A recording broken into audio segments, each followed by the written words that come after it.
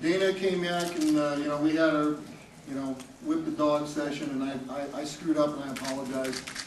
But, Hey y'all, thanks for stopping in. So Travis Kelce is slammed by Dana White for Pfizer commercials and footage before UFC star Colby Covington branded Taylor Swift's boyfriend a piece of S. Why would you promote that garbage? So Kansas City Chiefs tight end Travis Kelce has not made any friends for himself in the world of mixed martial arts. UFC president Dana White was the latest sports figure to criticize Kelce for being sponsored by Pfizer and promoting their COVID-19. Appearing in the Full Send podcast, White criticized the promotion of the vaccine as something we don't need and called the jab garbage. I don't know him. I don't know anything about him, other than he's a good football player, White said on the podcast. He's getting a lot of attention right now. I don't know why. Unless he's a believer, why would you promote that garbage? And I agree, but I think it's ironic that Dana White is asking this question when he's out here saying this about Bud Light. What, if you consider yourself a patriot, right? You're a patriot, you should be drinking gallons of Bud Light. Believe me when I tell you. Wait. I should be boycotting Bud Light. Gallons of Bud Light. You should have Bud Light drums stacked up in your garage and drinking it right out of the keg. What is he talking about? He doesn't know why Kelce would do the commercial. It's obvious he got paid for it. Mr. $100 million a year to promote Bud Light on your octagon. So, I mean, Dana White understands why you would say something when you're being sponsored, right? And look, I agree with Dana White that Travis Kelce should not be using his Hall of Fame in the making career, potential all-time great tight end status to promote such a thing. But, I guess that's his prerogative, right? Just like it's Dana White's prerogative to take the $100 million a year Bud Light sponsor. But like I say, to each his own, man. It's like people are still wearing masks. You're basically telling everybody, hey, I'm nuts. Check me out. I'm effing crazy. And I do tend to agree with that. Let's continue. White's comments followed those of one of his employees, controversial MAGA MMA fighter Colby Covington. He's got to be the MAGA MMA fighter, right? On a podcast this week, Covington mocked the Chiefs tight end for his partnership with a pharmaceutical company, which saw him earn $20 million in endorsement money. It's easy to talk crap on it whenever they're not offering you the $20 million. I would have to say to Colby, you might see a little Pfizer sign in the background if they offered me $20 million. I'm just saying. Covington said that Kelce's endorsement makes him the true villain in sports debate over the jab, which I agree. Aaron Rodgers even called him Mr. Pfizer a while back when that commercial first came out. But, dude, 2 shots, Covington continued. I don't believe in the vaccine, but I'm not against someone that does believe in the vaccine. If you do get the vaccine, you should probably get one at a time, because if there's an adverse wrong effect in it, then how are you going to know which one's causing it if you're getting 2 at the same time, Covington asked. That's irresponsible. Travis Kelce is one of the biggest pieces of S of all time, which I hate to say as a Chiefs fan, I tend to agree. I wish he would never have done this commercial. I wish he would have turned down the money, just like I wish Dana White would have turned down Bud Light's money. But, use Dana White's words, I guess to each their own, right? The fact remains, I don't think, a sports icon should be promoting this type of thing. He's not a doctor. He should be promoting people, go see a doctor. You get no medical advice from me. I'm reading quotes from a UFC fighter who is not a doctor as well. So these are just opinions, but let's just continue. He's just telling people to do it because he's getting paid off and bought by Pfizer. It's disgusting.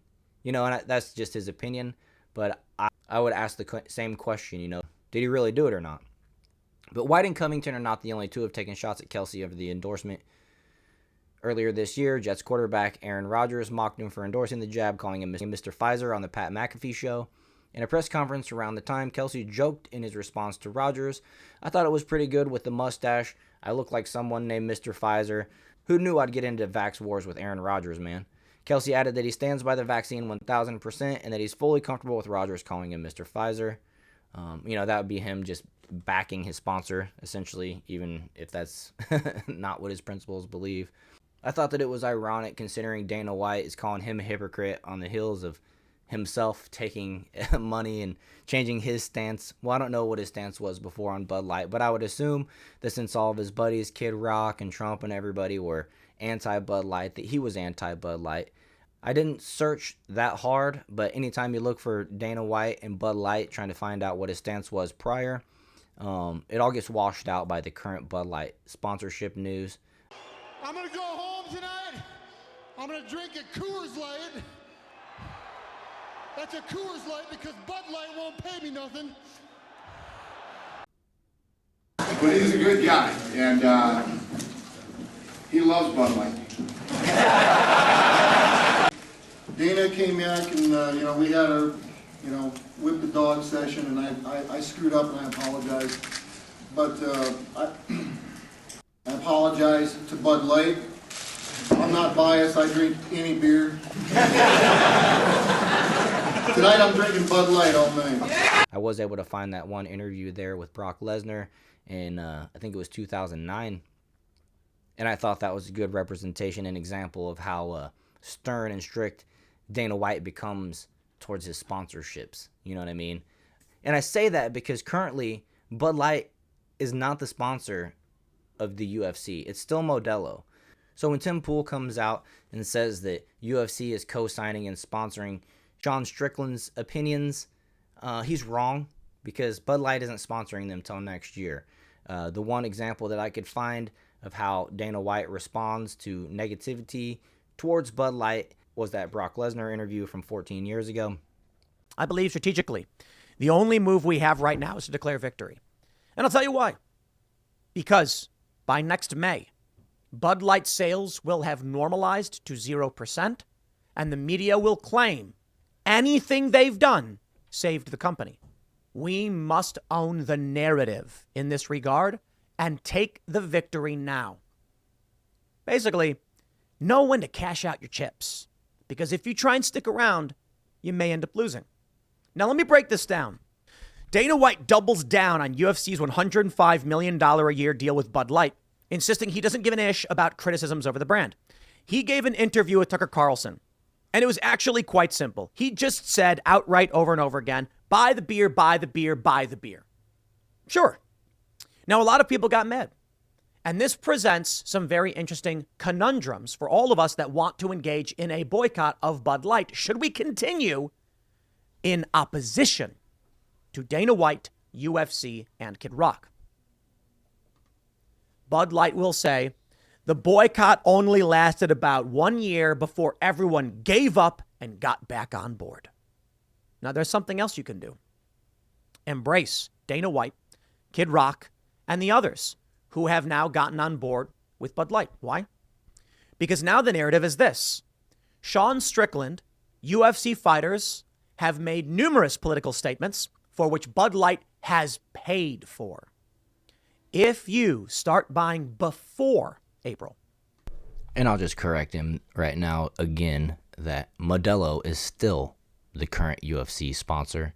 Bud Light's sponsorship kicks in after 2024 rolls over, or after 2023 rolls over into 2024, right? So his premise here is a little off base.